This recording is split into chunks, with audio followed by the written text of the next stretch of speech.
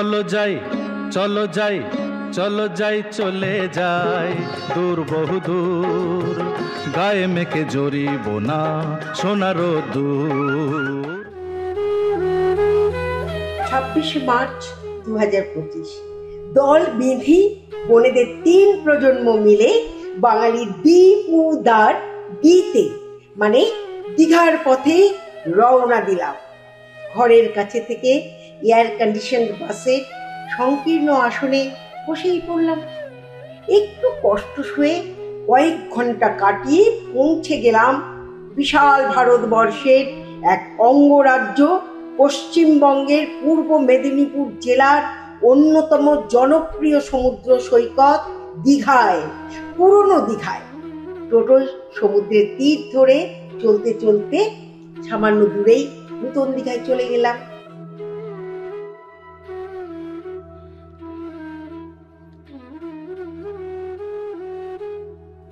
অপেক্ষাকৃত শান্ত ও আধুনিক সুবিধা সম্পন্ন সৈকতের কাছেই আরামদায়ক পরিচ্ছন্ন হোটেল।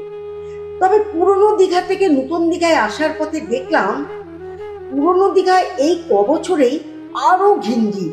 গাড়িতে মানুষের হোটেলের সংখ্যা দিচ্ছে, সাথে আছে আমাদের কুঅভ্যাস, যত্রতত্র নোংরা ফেলা, নোংরা করা, প্লাস্টিক দূষণ ছড়ানো ইত্যাদি প্রভৃতি। দুদিন পরে দীঘার জগন্নাথ ধামের রাজকীয় উদ্বোধন। দেশ বিদেশের বহু রাজা প্রজা আসবেন এখানে। যাই হোক, আজকের ভিডিওতে দীঘার এবং আশেপাশের সুন্দর সুন্দর নামের নানা সৈকতে মন্দিরে ছুটে চলবো আমরা। পুরনো দীঘার বোল্ডারে একটু আড্ডা দিতে দিতেই ঢেউ আর ঝাউবনের মনোমুগ্ধকর দৃশ্যাবলী উপভোগ করেছি।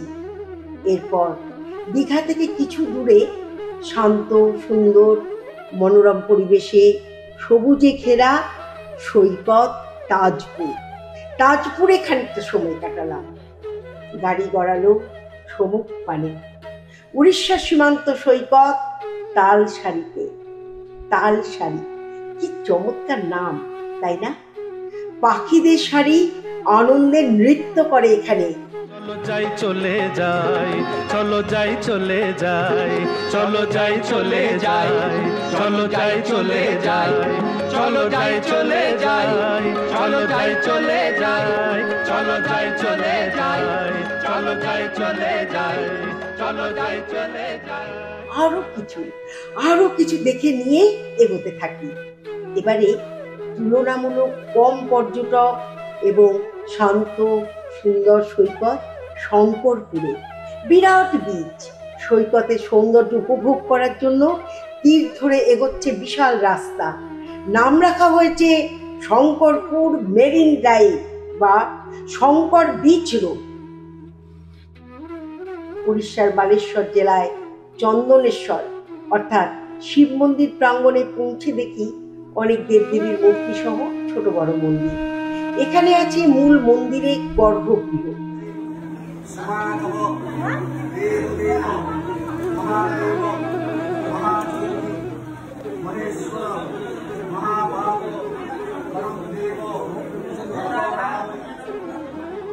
জলাশয় এবং বহু তীর্থযাত্রীদের থাকার জন্য বা বলা ভালো বিশ্রাম নেবার জন্য বিরাট জায়গা জুড়ে চমৎকার ব্যবস্থা আছে।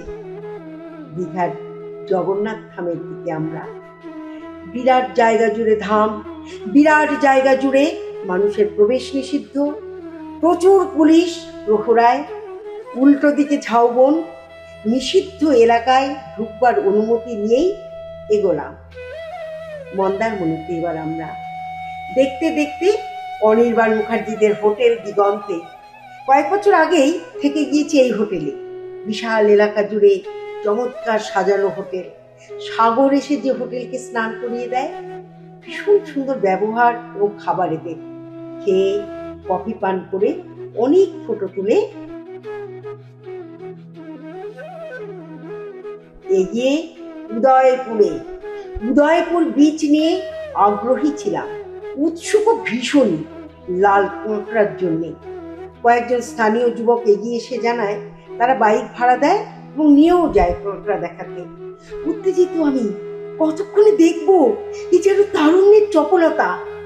ছোট শ্রীমানের বাইকের পিছনে বসে কিছুটা এগোতেই দেখি কারা যেন মানুষের আওয়াজ এবং বাইকের শব্দের তীব্রতায় ক্ষিপ্র গতিতে লুকিয়ে পড়ছে। বারবার অনুরোধ করে চলেছি, তবুও সবাই জোরে জোরেই কথা বলছে, নিরীহ নির্বিবাদী প্রাণীদের উত্ত্যক্ত করছে। হঠাৎ দেখি স্থানীয় এক যুবক গর্তে হাত ঢুকিয়ে লাল কাঁকড়া বের করে আনলো। বলেই ফেলি, এটা তো শাস্তিযোগ্য অপরাধ, করছো কি? তখন বুঝতে পেরে তার ছবি তুলতে বারণ করলো।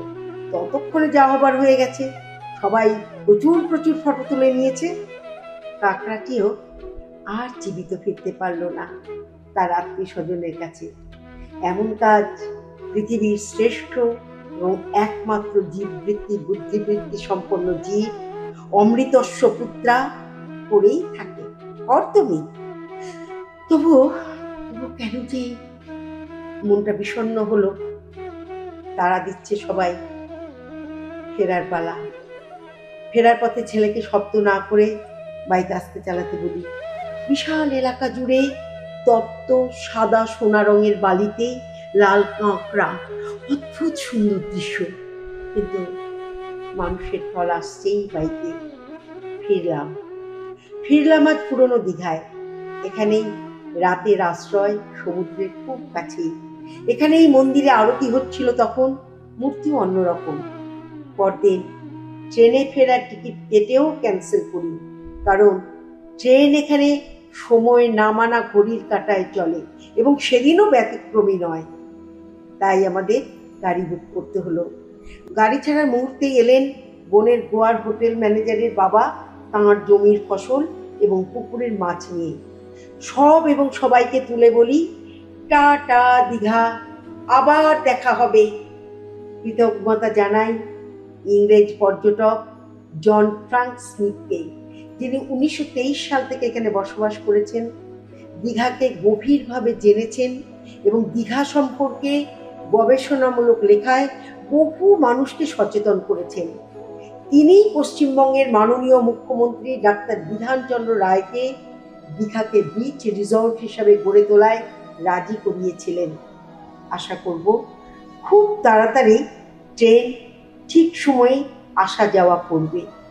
আজ তাহলে আসি বন্ধুরা, ভালো থাকুন।